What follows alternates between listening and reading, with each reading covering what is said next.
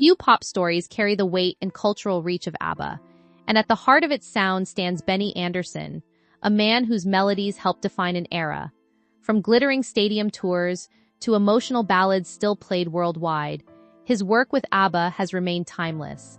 Yet behind the polished pop brilliance lies a quieter personal journey shaped by relationships, change, and years of reflection. Alongside Björn Ulvaeus, Andersson helped build one of the most successful songwriting partnerships in music history. Together, they created songs that blended catchy pop with emotional depth, carried by the voices of Agnetha Fältskog and Anni-Frid Lyngstad. While fans saw sequins and joy on stage, the group's personal lives often moved in a more complicated direction. The story of ABBA is not only about fame, but about love, separation, reinvention, and endurance. Benny Andersson's later reflections reveal how closely intertwined the music was with real emotional experiences, and how those experiences shaped both the rise and eventual pause of a global phenomenon that still resonates across generations today. Childhood in Stockholm and the foundations of a musical mind. Benny Andersson was born in Stockholm in December 1946, growing up in a family where music quietly surrounded everyday life.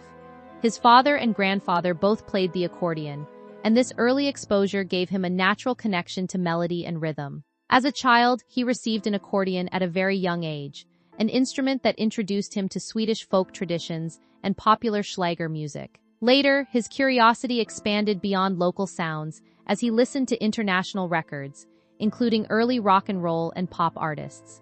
By the age of 10, he had moved on to the piano, teaching himself to play without formal training. This self-driven approach became a defining feature of his musical identity. School held less interest for him than music, and by his mid-teens he was already performing at youth venues. These early performances gave him confidence and experience in front of audiences, laying the groundwork for a professional career. Even before fame, Andersson was developing the melodic instincts that would later define ABBA's sound.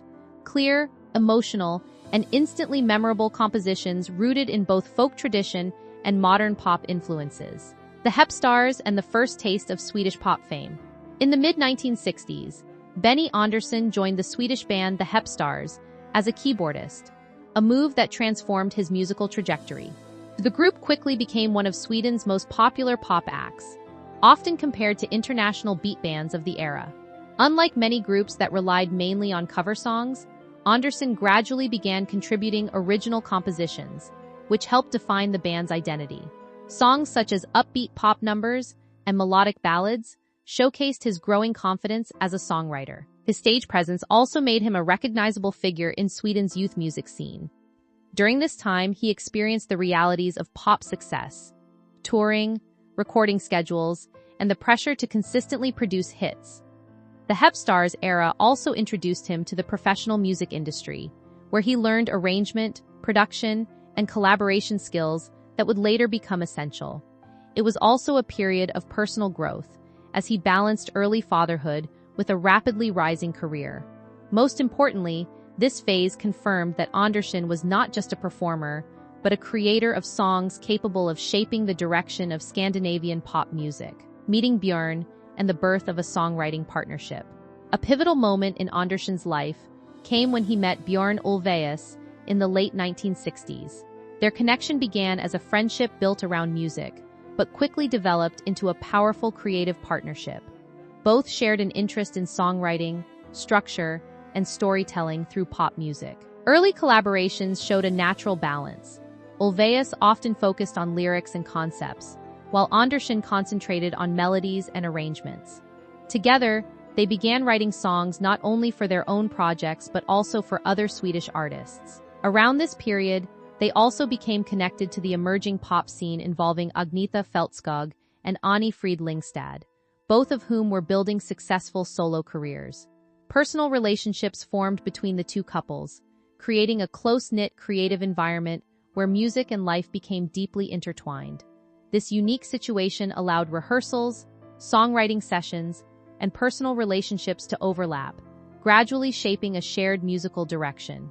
What began as informal collaboration slowly evolved into a structured group identity. By the early 1970s, The foundation was in place for something far larger than any of them had initially imagined. From experiment to identity and the formation of ABBA. The early 1970s marked a turning point as Andersson, Ulvaeus, Fältskog, and Lyngstad began working more consistently as a unit. Initially performing under a long collective name derived from their first names, they experimented with harmonies and studio recordings that blended their individual strengths. The chemistry between the female vocalists, combined with Andersson and Ulvaeus's songwriting, created a distinctive sound that stood out in Sweden's music scene. Their early performances were informal, sometimes playful, but increasingly professional. Manager Stig Andersson recognized their potential and encouraged a more commercial approach. Eventually, the shortened name ABBA was adopted, forming a memorable identity that would soon become globally recognized.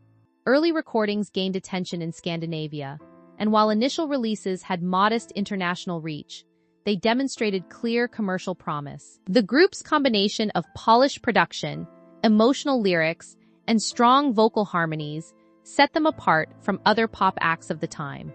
This period was crucial in transforming a collection of individual artists into a unified global brand, setting the stage for international breakthrough, Eurovision victory, and the explosion of global success. The defining breakthrough came when ABBA entered the Eurovision Song Contest with Waterloo, a song that captured the energy of glam rock and classic pop in a fresh combination. Their performance marked a turning point not just for the group, but for European pop music as a whole. Winning the contest brought immediate international attention, and the song quickly climbed charts across Europe and beyond. Unlike many Eurovision winners who faded after their victory, ABBA used the momentum to build a sustained global career. Follow-up singles strengthened their reputation, and their albums began selling internationally. Songs like Mamma Mia and SOS showed their ability to combine emotional storytelling with irresistible hooks. The group's appeal expanded beyond Europe, reaching Australia and eventually the United States. Television appearances and radio play helped solidify their image as a vibrant, polished pop act. By the mid-1970s, ABBA had transformed from Swedish hopefuls into international superstars, establishing a formula of melody-driven pop that would define their career for the next decade. Peak fame, touring years, and global dominance. Between the mid and late 1970s, ABBA reached the height of global popularity. Albums such as Arrival featured some of their most iconic songs, including Dancing Queen, which became an instant worldwide hit. Their music dominated charts across Europe, Australia, and parts of the Americas, making them one of the most successful pop groups of all time. Tours expanded their reach, with large-scale concerts attracting massive audiences. However, touring also brought pressure, exhaustion, and time away from family life. Despite this, the group maintained a carefully crafted public image of joy and unity. Behind the scenes, recording sessions became more sophisticated, with Andersson and Ulvaeus refining production techniques that gave ABBA's music its signature sound. Studio innovation became as important as live performance. Even as singles topped charts, personal relationships within the group were becoming more complex. Still, the music remained consistent, producing hits that continue to be widely recognized today. This era defined ABBA not only as a pop group, but as a global cultural force. Relationships, divorce, and emotional strain within the group. As ABBA's fame grew, the personal relationships within the group began to shift. The marriages between Andersson and Lyngstad and Ulvaeus and Fältskog were both central to the group's identity in its early years. However, the pressures of fame, constant travel, and emotional distance gradually affected both relationships. The separation of the couples had a profound impact on the group dynamic. Although ABBA continued to work together professionally, the emotional undercurrents became more visible in their music.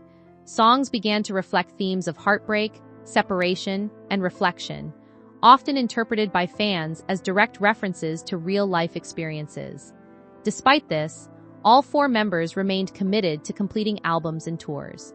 Andersson and Ulvaeus continued their songwriting partnership with remarkable productivity, but the emotional atmosphere in the studio was undeniably different. The group managed to maintain public success even as personal bonds changed. These experiences later influenced the more mature tone of their final recordings. the final albums, and the quiet end of an era. By the early 1980s, ABBA's music began to take on a more introspective tone. The album The Visitors reflected themes of uncertainty, aging, and emotional distance. Unlike earlier upbeat releases, it carried a more reflective and sometimes melancholic atmosphere. Although still successful in many countries, it marked a shift away from their earlier global dominance.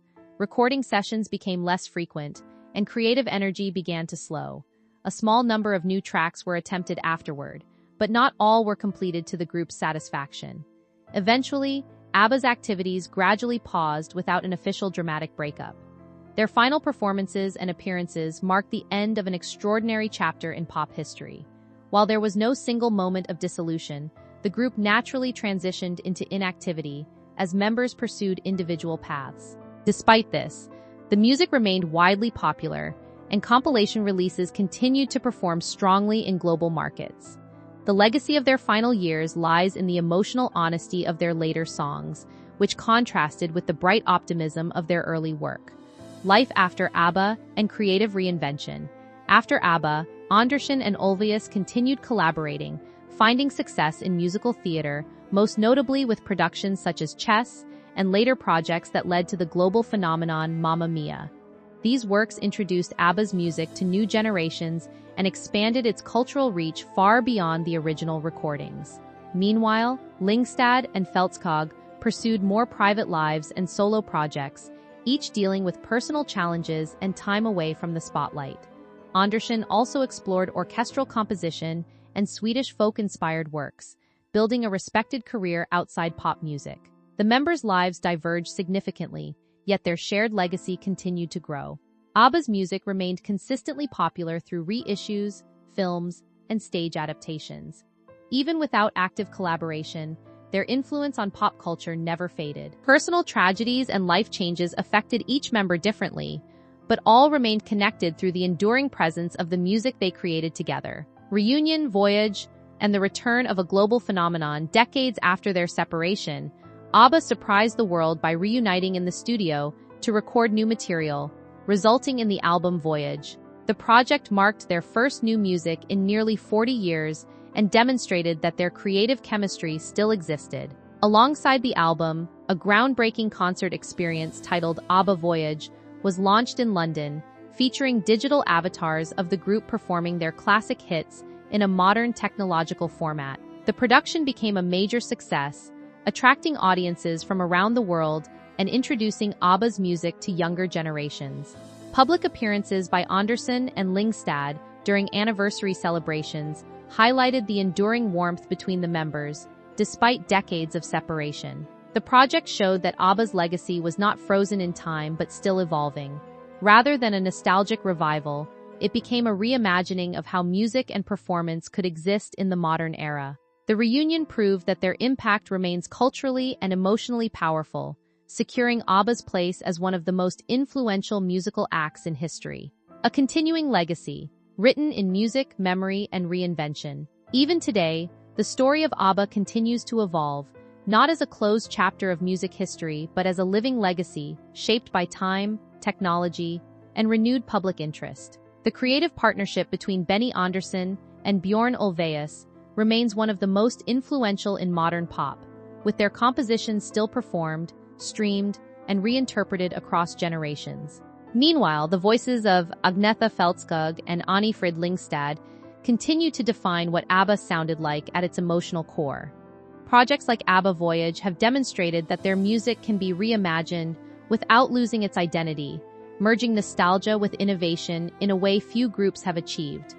Beyond commercial success, their legacy now sits in cultural memory. Songs that remain part of weddings, films, celebrations, and everyday life across the world. Andersson's reflections in later years suggest a quiet acceptance of how deeply personal experiences shaped the music, while also acknowledging that ABBA's story was never just about fame or relationships, but about creating something that outlasts all of them.